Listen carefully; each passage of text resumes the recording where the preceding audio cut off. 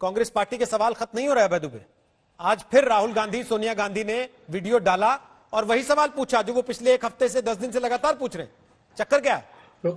रोहित जी देखिए, अगर हम सवाल पूछकर सरकार को सजग नहीं करेंगे तो इतिहास क्षमा नहीं करेगा। वो दोहराया जाएगा जो डोकलाम में हुआ है। डोकलाम में जो 71 दिन का स्टैंड ऑफ था, उसके बाद ये कहा गया कि दोनों सेना अपने अपने स्थान पर चली गई, लेकिन 8 मार्च 2018 को निर्मला सीतारमण जी ने राज्यसभा में इस बात को स्वीकारा कि उसी स्थान पर चीनी सेना ने ट्रेंचेस बना लिए हैं, हेलीपैड बना लिए और परमानेंट मिलिट्री इंफ्रास्ट्रक्चर बना लिया है। आज की सिचुएशन क्या है? आज आप ये जो बता रहे हैं, इसके अलावा कल भी बताया गया है, मीडिया ने रिपोर्ट किया है कि दौलत बैग ओल्डी में 18 किलोमीटर भारत के हिस्से में, जहां वाई जंक्शन है, जहां से दो रास्ते कटते हैं, पेट्रोलिंग पॉइंट 10 और पेट्रोलिंग पॉइंट 13, वहां तक चाइना आ गया है। और स्ट्रेटेजिकली सामरिक दृष्टिकोण से जो दौलत बैग ओल्डी की हमारी एयर स्ट्रिप है, जो विश्व की सबसे ऊंची है, जहां से आप अभी ये बता रहे हैं कि हमारे 1962 में हिंदुस्तान एरोनॉटिकल लिमिटेड ने वहां पर हमारा जहाज उतारा था।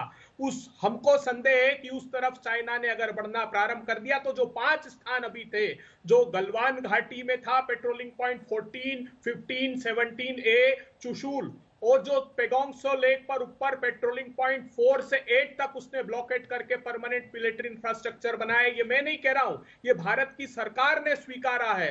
ये भारत के विदेश मंत्री ने चाइना से चर्चा में उनके प्रेस नोट में इस बात को उन्होंने रिफ्लेक्ट किया है, जिस बात को प्रधानमंत्री स्वीकारना नहीं चाहते। हम चाहते हैं प्रधानमंत्री जी चीन की तरफ खड़े होने की अपेक्षा भारत का साथ दे। वो ये क्यों कहते हैं कि ना कोई घुसा है ना वहां पर कोई मौजूद है? अभय जी, मेरे साथ यहाँ 2 सैनिक अधिकारी मौजूद हैं। आपकी बात पर मैं पहले शाहनवाज से कमेंट लेता, लेकिन मैं पहले उन दोनों सैनिक अधिकारियों से एक एक कमेंट लेना चाहता हूं। शाहनवाज, उसके बाद आपके पास आऊंगा। संजय कुलकर्णी साहब और शंकर प्रसाद साहब बारी बारी से आपके पास आते हुए। शंकर प्रसाद जी, पहले मेरा सवाल आपसे, क्या चीन ने भारत की जमीन कब्जा ली है? सीधे शब्दों में पूछ रहा हूं मैं आपसे, जो सवाल कांग्रेस ने उठाया, क्या आपकी जमीन ले ली चीन ने? रोहित जी, इस बात को समझने की कोशिश की जाए। बहुत टाइम गुजर गया पिछले 10 दिन में, लोगों की समझ में नहीं आ रहा है। देखिए, असलियत यह है कि एक लाइन ऑफ एक्चुअल कंट्रोल 1976 की है, जो आज की तारीख में हम करंट मानते हैं, और उससे पहले की एक है 1959 की, जो 76 ने ओवर रूल कर दी थी।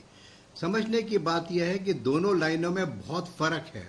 जो 59 की लाइन थी, उसमें इंडिया का इलाका बहुत और ईस्ट तक जा रहा था, अक्साई चीन के अंदर खास तौर से, और जो 76 में है उसमें इंडिया की लाइन काफी हद तक वेस्ट को आ गई थी, लेकिन फिर भी डीबीओ से काफी ईस्ट में है। और जो दूसरी लाइन आज की तारीख में 76 की है, वो और भी ज्यादा, उससे ज्यादा हमारे फेवर में है, लेकिन चाइना उसको नहीं मानता, और चाइना की लाइन और वो ईस्ट वेस्ट की तरफ ला रहा है। तो जो परसेप्शन है लाइन की, अगर उसकी हिस्ट्री को प्लीज ध्यान से पढ़ ले तो इस किस्म के सवाल नहीं उठाएगा कि आज वो कहां पर है और कहां पर नहीं है। पहली बात इन्होंने की गलवान वैली की। देखिए, गलवान वैली में जहां वाद विवाद हुआ था, वहां लाइन ऑफ कंट्रोल में 2 डिस्टिंक्ट फर्क है, एक 76 की है, एक 79 की है, और आज मौजूदा हालात है। जिस जगह पे वारदात हुई थी वो एग्जैक्टली वही जगह है जहां पर आज की लाइन में लाइन ऑफ कंट्रोल को हम दोनों देश मानते हैं।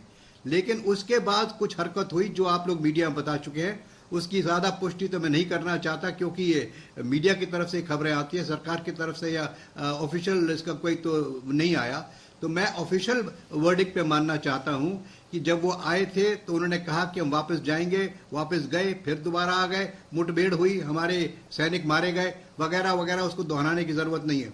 लेकिन ये सवाल पूछना इस समय किसी से भी मैं समझता हूं सही नहीं होगा, क्योंकि इसका जवाब सही कोई दे ही नहीं सकता, क्योंकि वो कहते हैं कि हमारी परसेप्शन ये है, उनकी परसेप्शन ये है, और परसेप्शन में इतना ही फर्क नहीं है।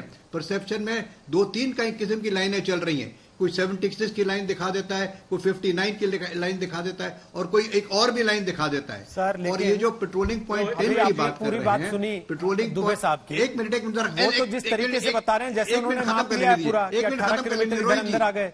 इसके पहले इनके नेता कह रहे थे 60 किलोमीटर उधर अंदर आ गए हैं और इतनी जमीन चली गई है। रोहित जी, एक मिनट और। जी सर, 1 मिनट और। रोहित जी 1 मिनट खत्म करने दीजिए, इनको पूरी बात सुनने दीजिए। This is all actual fact बता रहा हूं जी। जहां तक कि हमारा ये डीबीओ का इलाका है, जहां पर हम जिसको कहते हैं दिप्सांग प्लेन जिसकी बातचीत चल रही है, वो टोटल दिप्सांग प्लेन इज रफली 900 स्क्वायर किलोमीटर्स, और उसमें से fairly large amount is already in the Chinese occupation for a very long time.